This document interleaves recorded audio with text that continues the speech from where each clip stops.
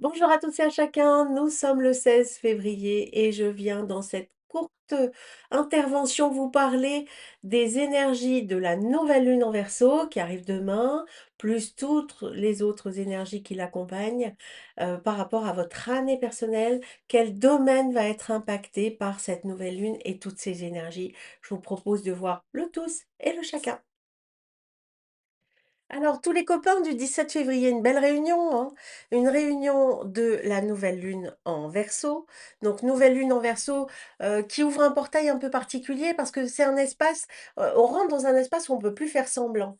Un espace où on ne peut plus rester là, où on n'est plus vivant. Il va falloir être vivant, il va falloir avancer, il va falloir révolutionner, il va falloir se libérer. Donc, une impulsion qui peut venir casser des anciennes structures pour aller vers quelque chose de plus juste et de plus aligné, en tout cas de plus vivant. Vivant, ben, il y a le feu. Le feu de l'éclipse, le feu du renouveau, le feu du cheval, hein, le cheval de feu dans la tradition chinoise qui, lui, est symbole de mouvement, de liberté, d'instinct, de puissance. Donc, un cercle de feu qui s'ouvre, qui est attisé par l'air, parce que le Verseau, c'est aussi un signe d'air, donc l'air qui va souffler sur le feu. Bref, l'énergie va être extrêmement puissante. Vous le ressentez, hein, déjà, c'est pas, pile à l'heure de l'éclipse que ça va exploser. Ça va crescendo déjà depuis quelque temps et puis, ça mettra encore du temps à redescendre, hein. Mais une énergie qui est quand même assez puissante et qui met en lumière tout ce qui est prêt à changer. Maintenant, on peut voir en numérologie sur quel domaine ça peut intervenir en fonction de votre année personnelle. Alors, si vous êtes en année personnelle 1, et ça touche un peu tout le monde puisque on est tous dans cette année universelle 1, donc le 1 nous touche tous. Le point, l'objectif, le point de concentration de cette énergie, c'est la relation. Qu'est-ce qui m'attache? Qu'est-ce que j'ai besoin de détacher? Quels sont les liens qui ne sont plus justes? Qu'est-ce qui ne tient plus? C'est le moment d'apprendre à être en lien sans se perdre et sans se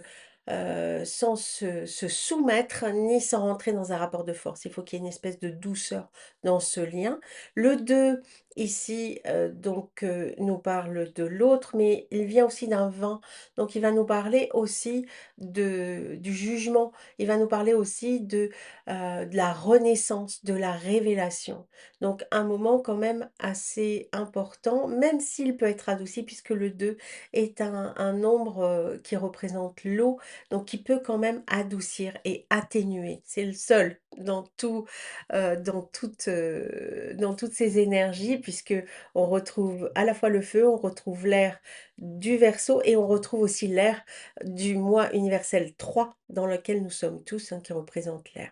Donc si vous êtes en année personnelle 1, le point est à faire sur les relations, sur tout ce qui vous attache et qui vous empêche d'être libre en fait. Retravaillez vos liens et redéfinissez-les, à votre avantage, à votre besoin. Donc, si vous êtes en année personnelle 1, redéfinissez tous les liens, qu'ils soient professionnels, qu'ils soient affectifs, qu'ils soient matériels aussi dans la matière, peut-être, pourquoi pas, par rapport à vos besoins. Écoutez-vous, revenez à vous et redéfinissez pour que tout soit juste et que vous vous sentiez libre. Si vous êtes en année personnelle 2, vous vivrez, plus ce feu dans l'expression, besoin de s'exprimer. On ressent comme une montée intérieure, une envie de dire, une envie de créer, une envie de s'exprimer. Mais attention, que tout ne s'embrase pas non plus, hein, parce que le 3 c'est aussi, comme on l'a vu précédemment, c'est aussi l'air, donc il peut souffler sur le feu. Donc est-ce que je m'exprime pour me libérer ou est-ce que je m'exprime pour me disperser? Il va falloir écouter votre besoin d'expression en profondeur. Si vous êtes en année personnelle 3, le feu va venir tester vos fondations. Tout ce qui est solide va rester et tout ce qui est rigide va casser ou tout ce qui n'est pas solide va casser. C'est une invitation à reconstruire d'une autre manière, avec beaucoup plus de souplesse et surtout beaucoup plus de vérité, de clarté. Faut que tout soit clair, faut que tout soit en ordre. Si vous êtes en année personnelle 4, le feu va venir, pointer le 5, c'est-à-dire le changement, le mouvement. Le feu est une évidence pour le 5. On a besoin de mouvement, on a besoin de changement, on a besoin de respirer, on a besoin d'air. Attention à ne pas fuir, ça ce serait le côté, trop important. Donc on résiste à la fuite, on n'est pas là pour s'échapper, on est là au contraire pour se libérer et pour faire des choix de libération. Si vous êtes en année personnelle 5, le feu ici va toucher le cœur, va toucher les responsabilités et les attachements. Donc le feu va venir vous poser une question essentielle. Est-ce que j'aime par devoir ou est-ce que j'aime par vérité? Est-ce que tout est sincère dans ma façon d'aimer, dans ma façon de m'attacher, dans ma façon d'être responsable? Donc c'est le moment aussi de faire du tri, de lâcher tout ce qui ne convient pas, tout ce qui n'est pas équilibré, tout ce qui ne vous semble pas juste au niveau du cœur. Si vous êtes en année personnelle 6, le feu va être plus un feu, va agir plus sur votre conscience, un côté beaucoup plus profond, plus silencieux. C'est un moment de révélation, de prise de conscience. Le feu éclaire ce qui était caché. Parfois, ça peut bousculer un peu, ça peut, engendrer aussi des actes, mais dans un premier temps, prenez conscience d'eux. Si vous êtes en année personnelle 7, c'est le 8 qui va ressortir, c'est le 8 qui va être mis en valeur. Pour le 8, le feu amplifie tout. Les ça peut vouloir dire beaucoup d'excès, en fait. C'est un passage où on peut brûler de l'intérieur ou transformer son pouvoir en justesse. Donc, posez-vous la question, du 8, «Est-ce que je suis dans le pouvoir? Est-ce que je suis dans la maîtrise? Est-ce que je suis dans le contrôle? Ou est-ce que je canalise toute cette énergie?»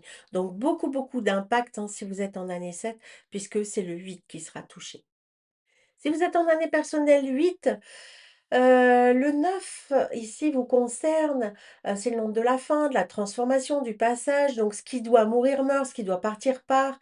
Et même si c'est inconfortable, c'est profondément juste. Le feu ne détruit pas, il libère. On parle aussi ici de libération pour aller vers quelque chose de beaucoup plus naturel en quelque sorte.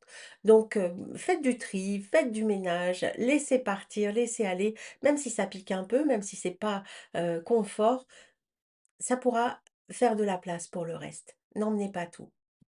Si vous êtes en année personnelle 9, le feu de l'initiation, on peut l'appeler ici, parce que le feu, c'est un appel à oser, à se positionner, à arrêter d'attendre, hein. Je commence, j'y vais.